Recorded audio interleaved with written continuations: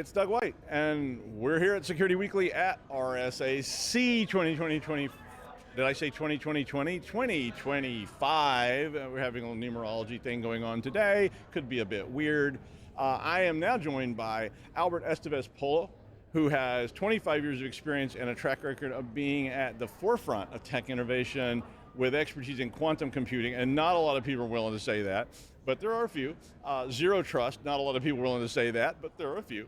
And microsegmentation strategies, which was one that we want to talk about a little bit more. Now, before joining Palo Alto in 2011, he developed the first migration tool, which would later become what is called Expedition. Yeah. That's like the tool that's there now. And that's a big one for firewall migration and optimization and all that kind of stuff. And Albert is the field CTO of Zero Networks. That's all right. All right, welcome, Albert, all the way from Spain. Yep. So how about that? Thank you for having me here, man. Yeah, well, thanks for schlepping over here after like a long flight and power outages and all that kind of fun stuff that was going on yesterday. That was zero trust. Yeah, I mean, I've been on a few flights where I was there the moment we got off the ground and everything shut down behind us. Not quite that bad, but I was in ones where there were like weather and stuff, and they're like, we got off the ground, and you're like, yes. That's exactly what happened to me too, man. I realized when I landed what happened in Barcelona. Okay, so one of the things that you brought up in your sort of prep that I was reading was this thing called automated microsegmentation. Yes. And I mean, I understand perimeter security. I mean, I've built, PIX firewall, ASA firewall. I mean, it's not Palo Alto, but it's Cisco. Yeah. And I understand that kind of perimeter security, and I've done that a lot. But I saw the term automated microsegmentation, and I said, okay, what does that mean? And I wanted you to help me out with that. Sure. I mean, so for many years, people have tried to, deploy microsegmentation solutions, but they mostly fail, always for two reasons. One, because it relies on the customer knowledge about who needs to talk with who, and this is really, rare to find between customers to have this knowledge. Right. And the other one is that you need to do a lot of manual stuff. And I think that this is one of the two reasons that microsegmentation didn't work out really well, and that's why it's not adopted. So even that everybody says the microsegmentation will help you to really mitigate the lateral movement, how you do it. So I think that we found the only way that I will say, that is automating the entire process. So when we arrive to a network, the first thing that we do is classify all the endpoints that we are going to protect automatically. So we identify all the services, the processes, the operating system, everything which is inside the asset that you want to protect. And that automation as well help us to generate automatically the security policies that we need to provide to each endpoint to be sure that you only talk with the people that you need to talk only. Or for servers, tie the connectivity between only those two servers or whatever the servers they are. And to do that, we focus a lot in the inbound traffic, because the inbound traffic is not infinite, right? Outbound, you can go internet to do whatever you want. If I try to generate security policies to allow you every specific outbound connection, it's going to be a nightmare. It's going to be an endless job. Okay.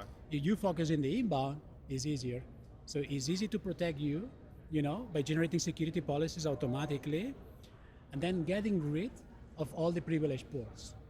So all the SSH RDP, that we call it a ransomware deployment protocol, try to get rid of them and block them at the host level.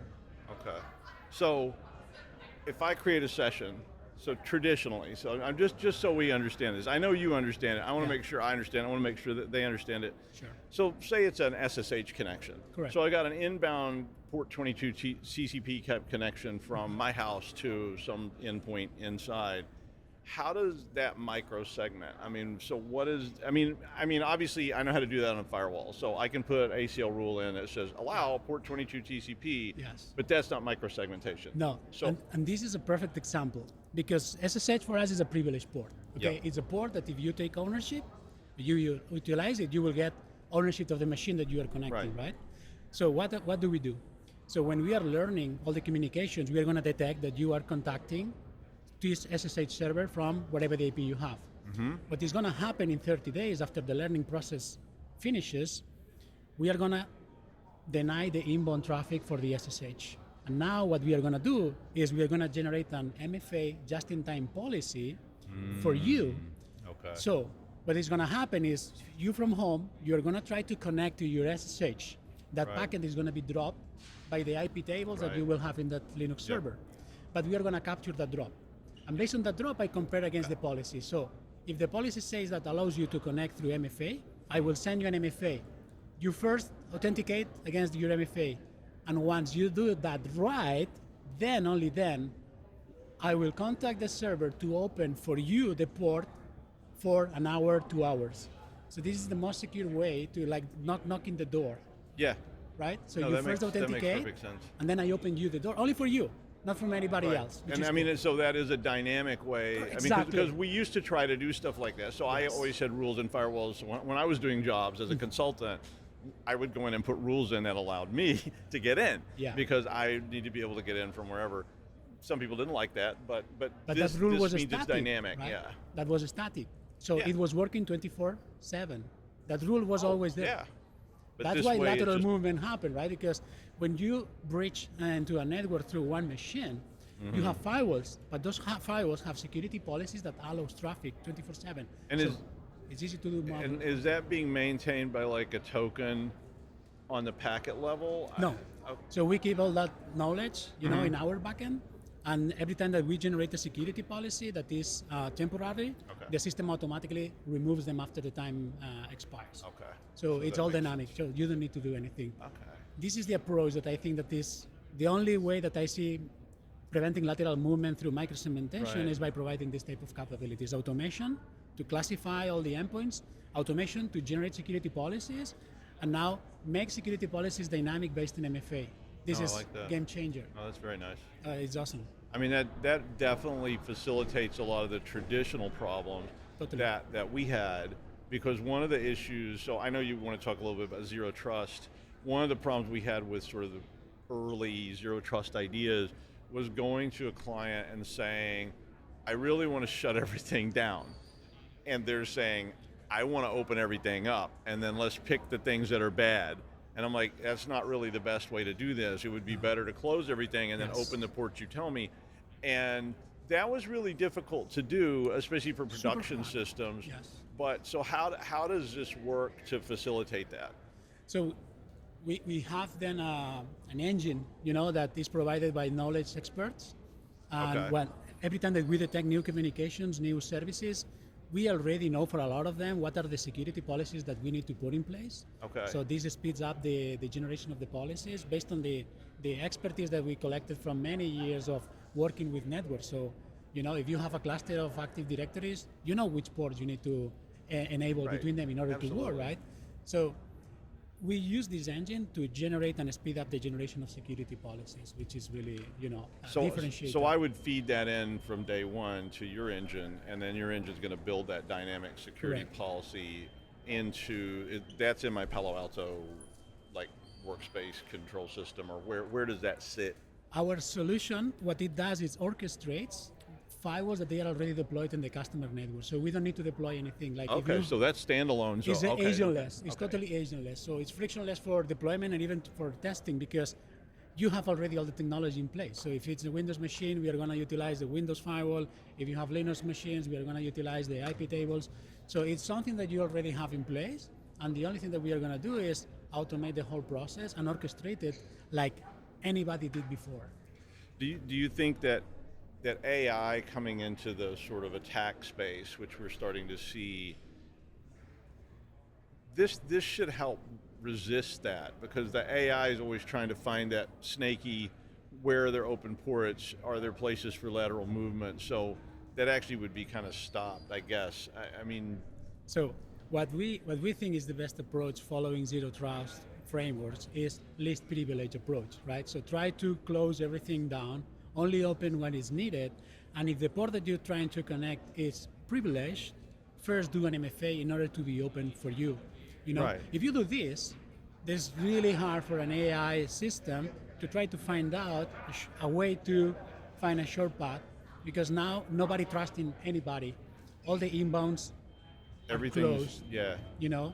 So it's really hard to someone to try to do lateral movement, even with using whatever they want. Yeah, And because all the ports are closed. it's something even weirder that we did. We extended now network segmentation to identity segmentation as well.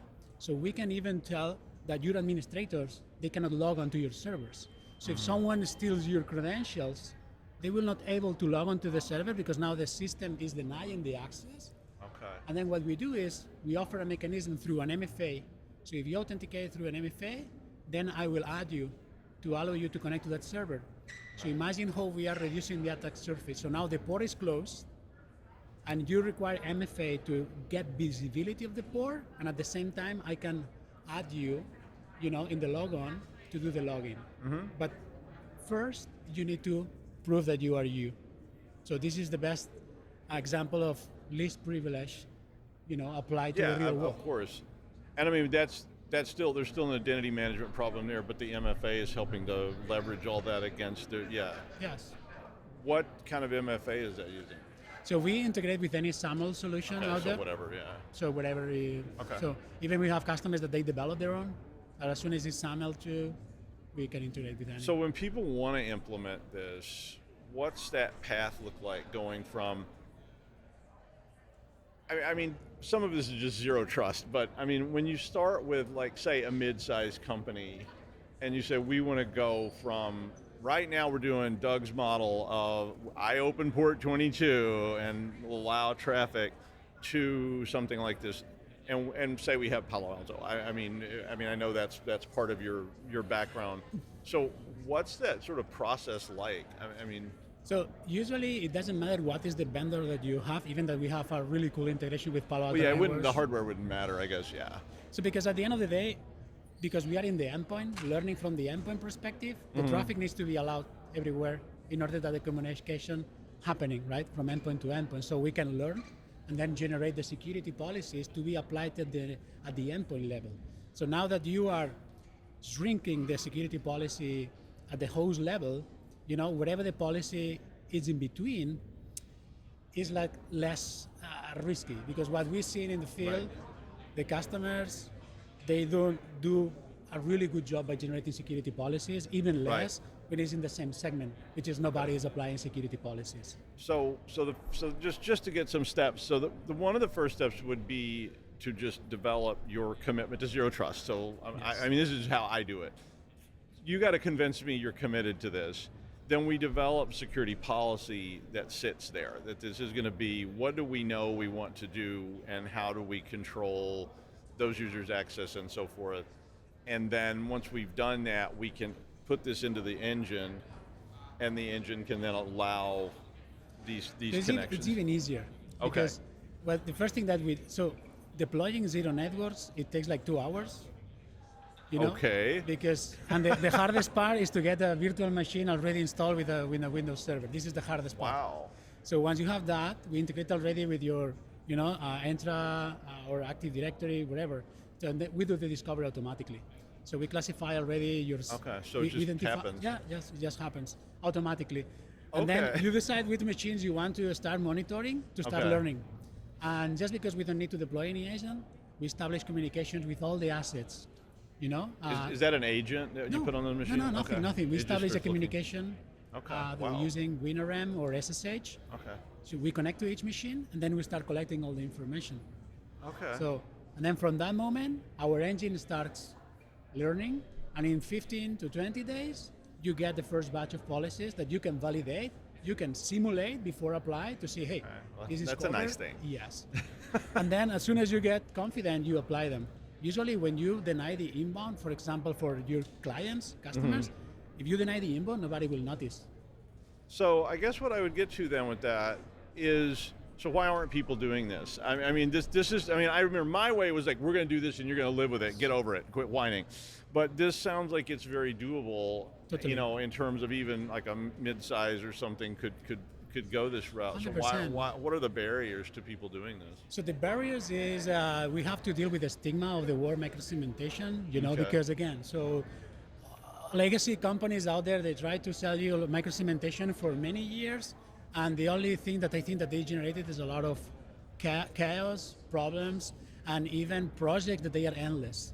It is a lot of ROI that you need to invest. You need to put a lot of people, professional services to make it work. So at the end, the CISOs, they want to see something that is doable and has a start and has a finish.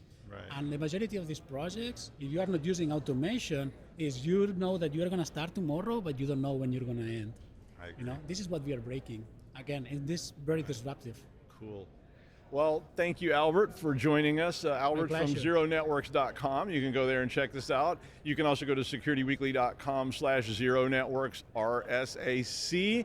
Thanks for joining us. Keep hanging around. We got more content to come. Thank you, Albert. Thank you. Hey, thank you.